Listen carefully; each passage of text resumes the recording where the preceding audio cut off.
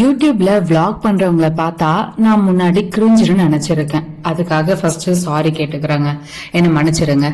எனக்கு 30 வயசு ஆகுது. காலேஜ் முடிச்சு ஒரு 10 வருஷமா பிரேக்கே இல்லாம ஒர்க் பண்ணிட்டு இருந்தேன். நான் ஒர்க் பண்ணது என்னமோ யூடியூப் ஃபீல்ட்ல தான். ஆனா யூடியூப்ல vlog போடுறது, இன்ஸ்டால மாம் இன்ஃபுளுசஸ் ஆகுறத பார்த்தா என்ன இது இப்படி கிரிஞ்சா பண்றாங்கன்னு நினைச்சிருக்கேன். அப்போ என்னோட புரிதல், என்னோட மைண்ட் செட் கம்ப்ளீட்டா வேறங்க. 9 to 5 ஜாபுக்கு போனோமா, மாசம் ஆனா நல்லா சம்பாரிச்சோமா, ஃப்ரெண்ட்ஸ் கூட வெளியில ஊர் சுத்தினோமா, நெட்ஃபிளிக்ஸை பார்த்து சில் பண்ணோமான்னு இருந்தேன். அப்புறம் 25 வயசுல கல்யாணம் ஆச்சு. அப்போ நல்லா நிம்மதியா ஜாலியா ஊர் சுத்திட்டு தாங்க இருந்தேன். வீட்டு வேலையெல்லாம் பண்ணுவேன், ஆபீஸ் போவேன், நினைச்ச நேரத்துல நினைச்சத சாப்பிடுவேன். வெட்டியா டைம் வேஸ்ட் பண்ணிட்டு தான் இருந்தேன். எல்லாமே பண்ணுங்க. அப்புறம் குழந்தை பிறந்துச்சு.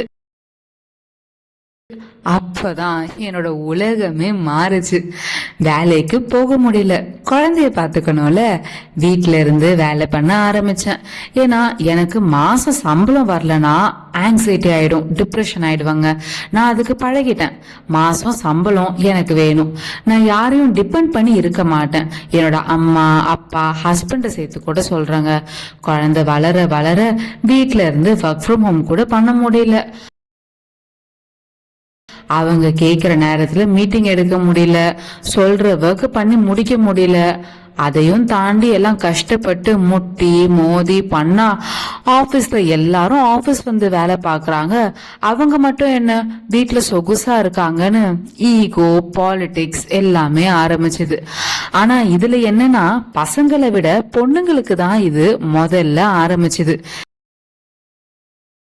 தீயா ஆபீஸ் முழுக்க பரவ விட்டு பாலிடிக்ஸ் பண்ணி எனக்கு ப்ரெஷர் பண்ணி நானே பிரேக் எடுத்துக்கிறேன்னு சொல்ல வச்சுட்டாங்க.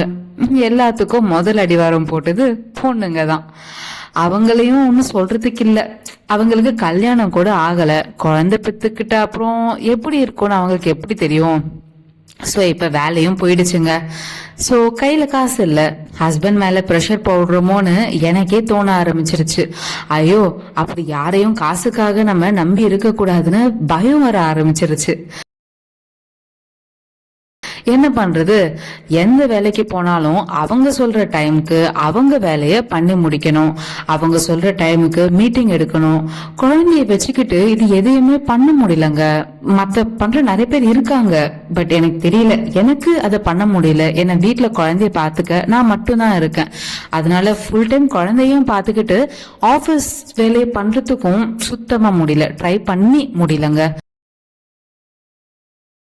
ஹஸ்பண்ட் வேலைக்கு போயாகணும். யாராச்சும் ஒருத்தர் சம்பாரிச்சாதானே குடும்பம் ஓடும். சோ நான் வீட்டுல இருக்க வேண்டியது ஆயிடுச்சு. பட் எனக்கு டிப்ரெஷன் ஆக ஆரம்பிச்சிடுச்சு.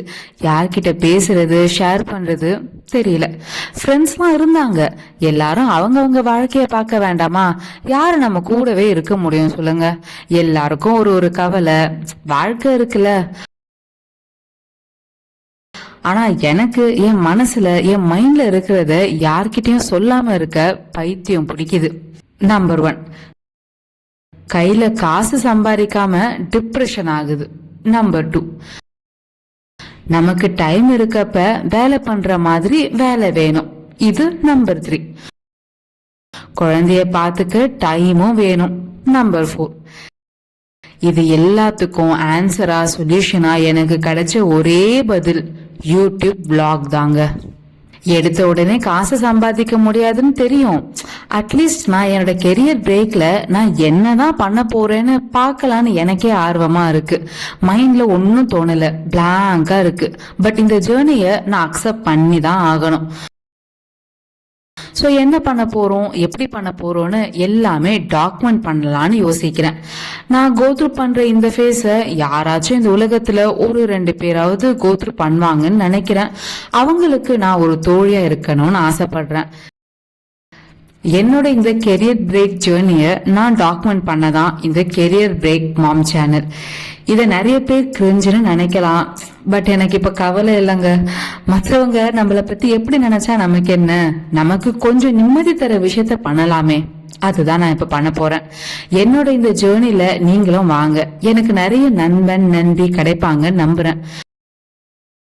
நான் பண்ற தப்பு, நான் எடுக்க போற முடிவு, என்னோட வாழ்க்கை எல்லாமே நான் ஷேர் பண்ண போறேன். வெறும் ஏதோ கார்டனிங் குக்கிங் ரெசிபிஸ்ன்னு நினைக்காதீங்க. எனக்கு அதெல்லாம் பண்ண தெரியாது. என்னோட கெரியர் பிரேக்கை நான் எப்படி மாத்தி அமைச்சு சம்பாதிக்க போறேன், குழந்தைய வச்சுக்கிட்டு சம்பாதிக்க போறேன்னு தான் நான் பார்க்க ஆர்வமா இருக்கேன். எனக்கும் இது பெரிய சவால் தான். ஜெயிக்கிறனா தோக்குறனான்னு கவலைப்படக்கூடாது. முயற்சி பண்றத நம்பணும்னு ஆழமா நம்ப ஆரம்பிக்கிறேன். என்னோட ஜேர்னிய என்னோட நண்பன் நண்பியா நீங்களும் என் கூட இருப்பீங்கன்னு நம்புறேன். எனக்கு நானே ஆல் தி பெஸ்ட் சொல்லிக்கிறேங்க. இப்போ நான் சொன்னதுல உங்களுக்கு என்கிட்ட ஏதாச்சும் சொல்லணும்னா கமெண்ட் பண்ணுங்க. சும்மா யூடியூப்காக எல்லாம் சொல்லலைங்க, உங்ககிட்ட பேசலான்னு நினைச்சுதான் சொல்றேன். சரியா? அடுத்த வீடியோல சந்திக்கலாம், பேசலாம். உங்களிடமிருந்து விடைபெறுவது உங்கள் தோழி. நீங்க என்ன இனிமே அப்படியே கூப்பிடலாம்.